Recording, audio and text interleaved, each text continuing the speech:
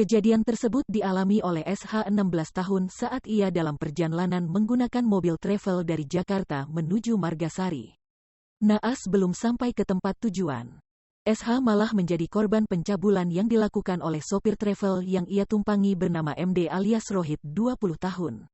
Kapolres Tegal AKBP Ari Prasetya Syafaat didampingi Wakapolres Tegal Kompol Didi Dewantoro dan Kasat Reskrim Polres Tegal AKPI Dewa Gede Ditya Krisnanda, menjelaskan mengenai kronologi kejadian yang dialami SH. Dijelaskan, pada Selasa, tanggal 6 Juli tahun 2021, sekitar pukul 19 waktu Indonesia Barat korban berangkat dari Jakarta menuju Margasari, Kabupaten Tegal menggunakan mobil travel, Toyota Avanza putih, yang dikemudikan oleh tersangka MD atau Rohit.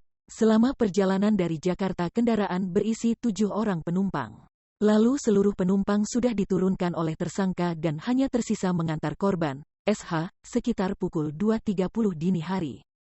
Melihat sebuah pertashop yang berlokasi di Desa Karangjati RT 08, RW 02, Kecamatan Taruk Kabupaten Tegal, tersangka tiba-tiba menghentikan kendaraannya dan langsung melakukan aksi cabulnya. Jadi korban ini niatnya mau pulang kampung bersama kakaknya. Tapi karena mobil yang disewa ternyata penuh sehingga kakak beradik ini terpisah, beda mobil.